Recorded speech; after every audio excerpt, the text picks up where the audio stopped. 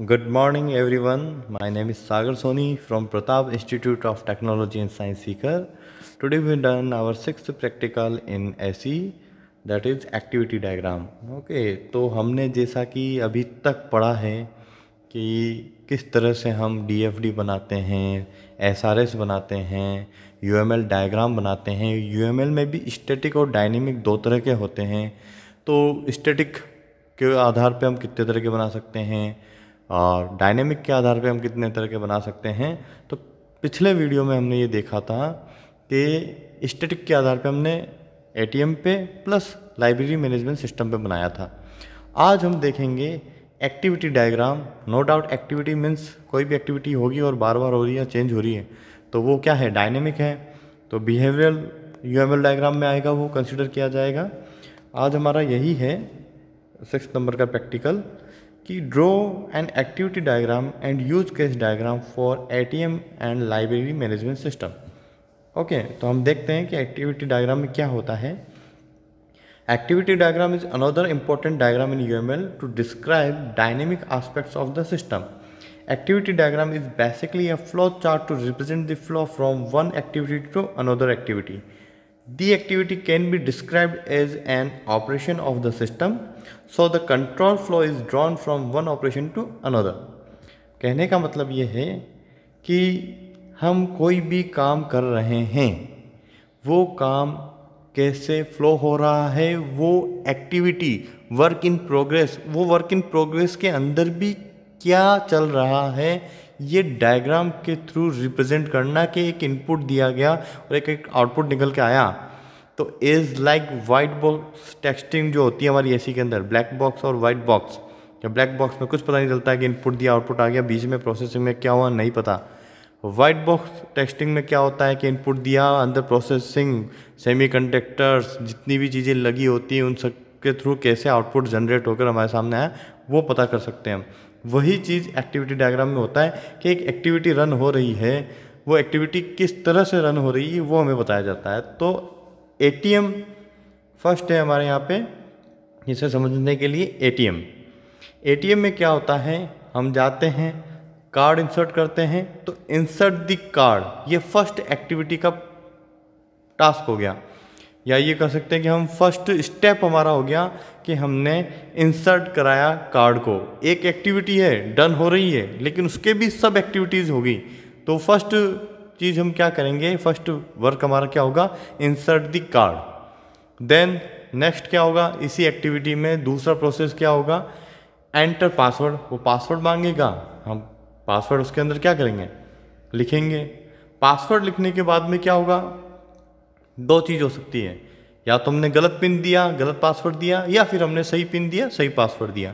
तो यहाँ पे हम क्या लगाएंगे, एक ऑपरेशन लगाएंगे जो वैलिडेशन कंट्रोल लगाएंगे, जो चेक करेगा क्या यूज़र ऑथेंटिक है, जिसने ये सही पासवर्ड दिया है, वो चीज़ चेक की जाएगी. अगर सही है जब तो आगे जाने दो, कंटिन्यू, और अगर नहीं है तो वापस से घूम करके हमारा जो लूप है वो कहाँ जाएगा, एंटर पासवर्ड पे. ठीक है.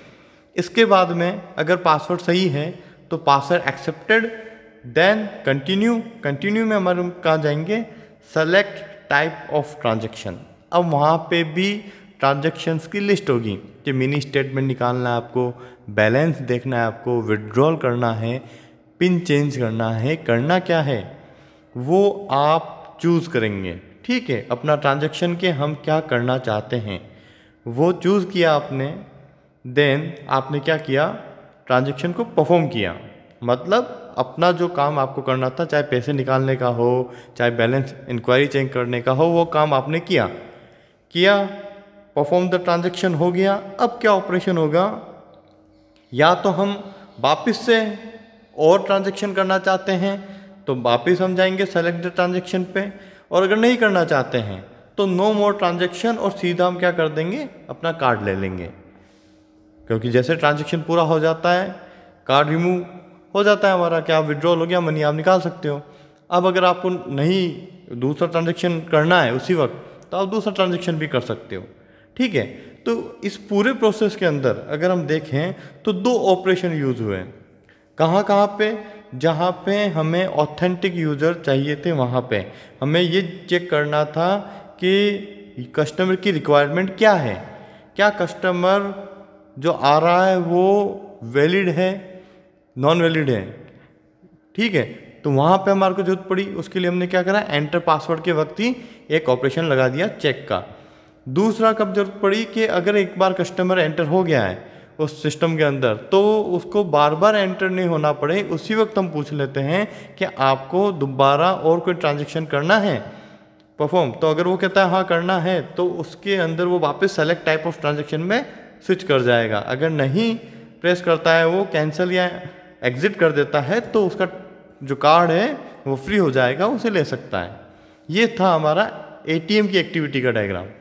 ठीक है, इसी तरह से एक्टिविटी अगर हम बात करें लाइब्रेरी मैनेजमेंट सिस्टम की तो कैसे होगा चेक करते हैं। ये है हमारा LMS। इसके अंदर देखो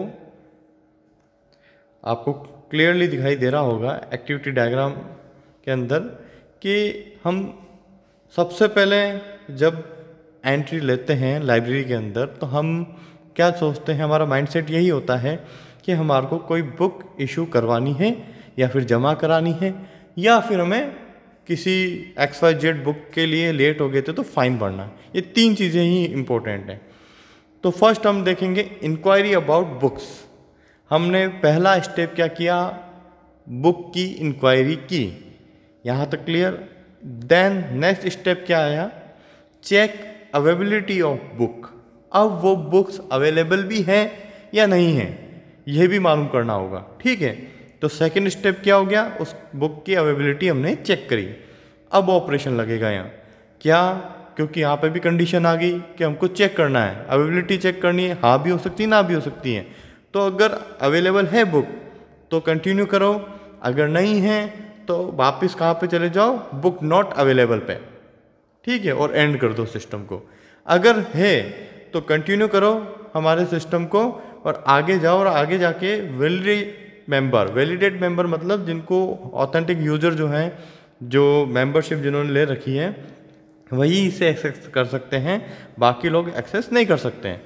तो वैलिडेट मेंबर, वैलिडेशन चेक हुआ, देन एक ऑपरेशन आया कि वो मेंबर वैलिड है भी या नहीं है।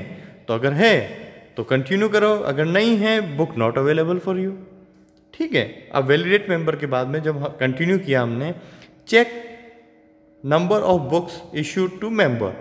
वो प्रोजेक्ट हमारा क्या करेगा, ये सिस्टम क्या करेगा, इसके अंदर इस सब एक्टिविटी के अंदर, इस टास्क के अंदर चेक करेगा कि इस पर्टिकुलर पर्सन पे कितनी हमने बुक्स इशू अभी तक कर रखी है, कर भी रखी नहीं कर रखी, वो स्टेटस चेक करेगा यहाँ पे। अब कितना, अगर हमने लिमिट सेट कर रखी है कि 6 बुक्स आप सबमिट इशू करा सकते हैं हमसे, 6 बुक से ज़्यादा अगर उसने इशू करा रखी है तो करा ही नहीं सकता वो, क्योंकि वो अगर 6 बुक पहले ही ले चुका है और अभी फिर से इस हमारे प्रोजेक्ट के अंदर एंटर हुआ है, सिस्टम में एंटर हुआ और वापस से न्यू बुक इशू करवा रहा है ऑनलाइन, वो मना कर देगा सिस्टम। क्या लिखेगा, book not issued, maximum quota exceeded, मतलब कि आपने जितना हमने एक क्राइटेरिया सेट कर रखा था 6 बुक्स का, वो ऑलरेडी ले चुके हैं, अब आप 7th लेने आए, ये एक मैसेज शो हो जाएगा उसको, तो उनको पता लग जाएगा कि हमारा तो मैक्सिमम हो गया है इशू का काम। अब क्या होगा, अगर यस है कि हाँ भाई वो आगे जा सकता है, तो क्या होगा हमारा, हम लिखेंगे इशू बुक। एक बुक क्या होगा, बुक इशू होगी। ठीक है, बुक इशू हुई, then add member book and issue detail.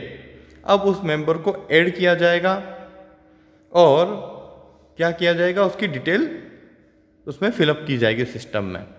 Then update book status, अब वो फाइनली कहाँ जाके सेव होगा, बुक्स डिटेल के अंदर। तो वो जो बुक स्टेटस है ना कि कौन सी बुक कहाँ किसको इशू हुई है, वहाँ पे भी जाके डेटाबेस में अपडेट होगा। इसी तरह से बुक नॉट इशूड वाला भी जब आएगा तो किसको इशू नहीं करना है वो भी डेटाबेस में अपडेट होगा कि इस XYZ पर्सन को हमें अब और बुक इशू नहीं करनी है, he is already exceeded the maximum issue amount, जो उसका था मैक्सिमम अमाउंट जितना भी वो नंबर हम बोल सकते हैं, अमाउंट तो नहीं, नंबर ऑफ बुक्स उसने ऑलरेडी ले चुका है, तो ये यहाँ पे आके उसको फीड कर देगा। इसी तरह से नॉट वैलिड जो हमने लिखा था, बुक नॉट अवेलेबल, उसके लिए हम इशू नहीं करेंगे बुक, ठीक है, और जो वैलिड है उन्हीं के लिए करेंगे। तो ये जो LMS पे हमने एक एक्टिविटी डायग्राम बना रखा है, इसके अंदर वो मेजर टास्क हमने लिखे हैं जिसके थ्रू एक एक्टिविटी परफॉर्म होती है। एक जब इंसर्ट कराता है कोई पर्सन सॉफ्टवेयर के अंदर और जब एग्जिट करता है तो इन बिटवीन उसमें क्या वर्क हुआ, वो चीज़ इसके अंदर हमारे को देखने को मिलती है एक्टिविटी डायग्राम के अंदर। होप सो आप लोगों को समझ में आया होगा कि एक्टिविटी डायग्राम क्या होता है। ये हमारा 6 नंबर का प्रैक्टिकल था ऐसी के अंदर। नेक्स्ट वीडियो के अंदर हम कुछ और नया देखेंगे, ठीक है। Thank you.